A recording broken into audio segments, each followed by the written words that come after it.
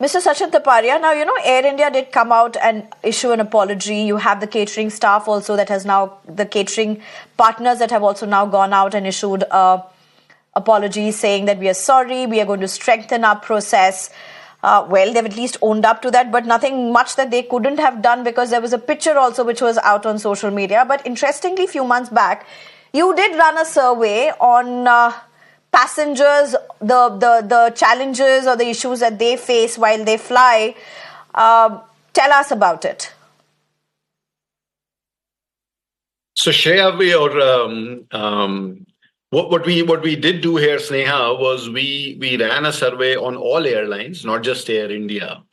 And on Air India and Vistara, the key issues that came out was basically, poor aircraft quality and aircraft maintenance, and cleanliness. These were the top two issues.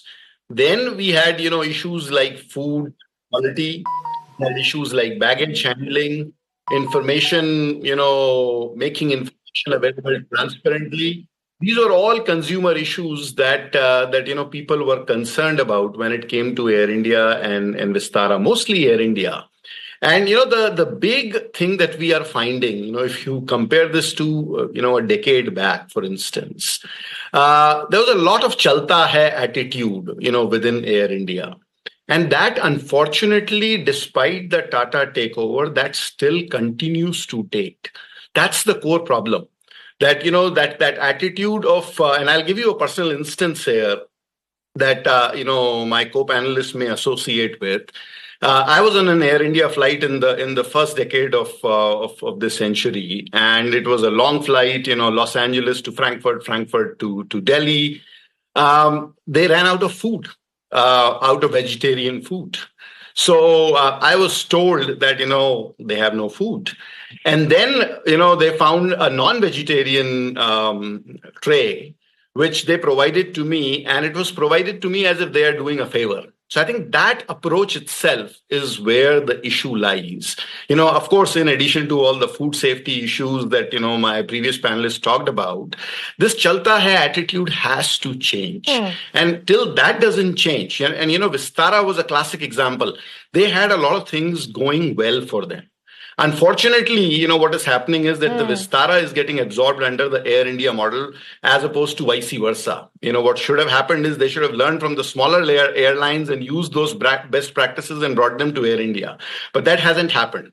So I think they've got to go back, take a hard look at how both airlines are functioning, strengthen all these processes and gaps. But then more than that, change the attitude of the staff, retrain them, reorient them, make them, more empowered. That's another huge issue where they almost, no one can take decisions without approvals of several layers of people. I think that has got to change, right? In this case, also the business class free ticket was offered, several days later, only after the issue came on social media, right? So that just shows that a lot needs to be done in terms of customer service and re-engineering and fixing things at Air India.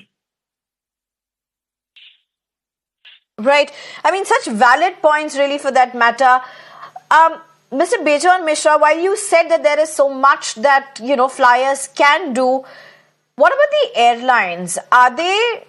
Is there a sense that airlines, and this question is to both of you for that matter, Mr. Bejon Misra as well as Devesh Agarwal, how is the aviation sector looking at this? That's something I can ask Devesh Agarwal, but Bejon Misra, do you really think that the aviation sector seems to be taking these things for granted? Yeah, absolutely. In fact, you will be happy to know that I had filed a PIL before the Honorable High Court in Delhi when Jet Airways raised their hands and went bankrupt, and thousands of passengers were not given their refund. And similar things happened now with Go First, and it's been happening since Kingfisher and all that. And the story is that the regulator is just keeping quiet. The regulator has to wake up and actually give a good kind of a reprimand them, not only by sending so-called notices, but ensuring that the passengers are compensated for all kinds of deficiencies in service and all kinds of, substandard service being provided to the passengers.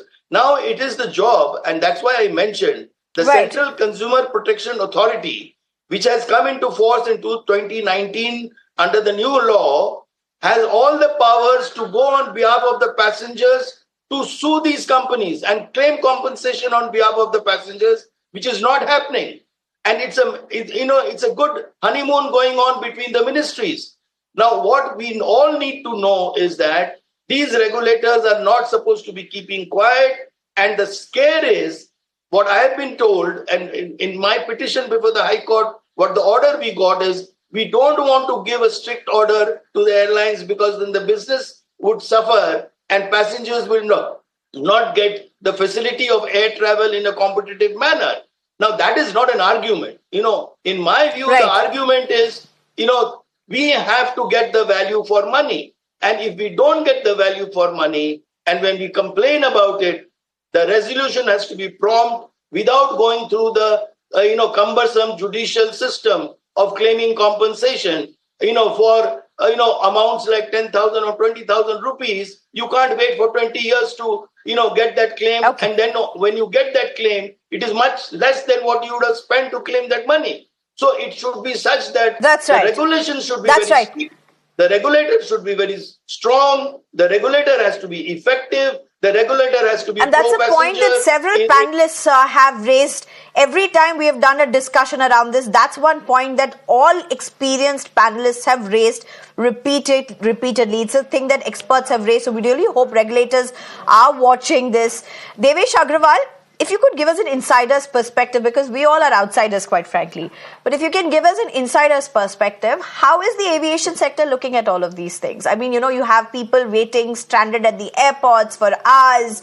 Many of them are not given feasible alternatives, for that matter, for what's happening with the food, for the international, what many seem to claim a second-class treatment for the Indian flyer, for sectors that otherwise would be flown. I mean, I don't know how much of this is true, but this is again tales that come across from flyers who are flying different sectors.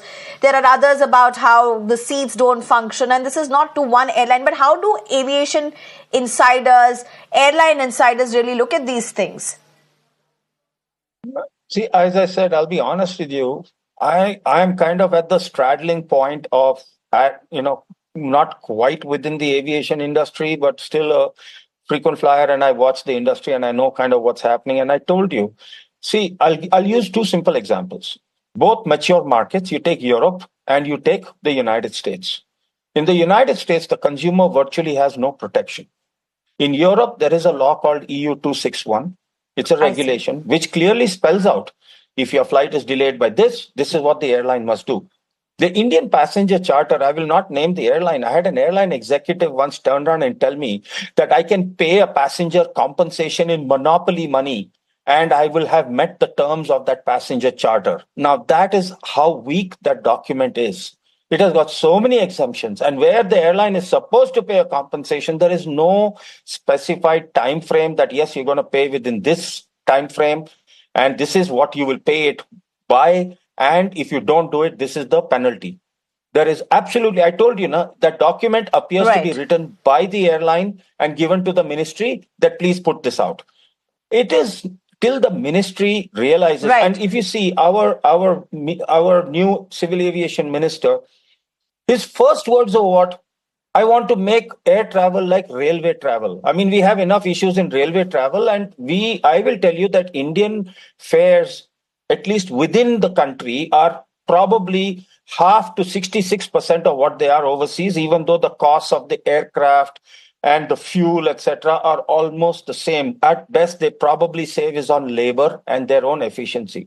So, the first thing I would urge the minister to do is take a look at how to improve what, when an airline fails, it should automatically get penalized, and it should get penalized heavily. Then the fares might go up a little bit. If you recall, when there was a volcano in Iceland and the European courts ruled against Ryanair, Ryanair threatened, the fares are going to go up. We will stop flying.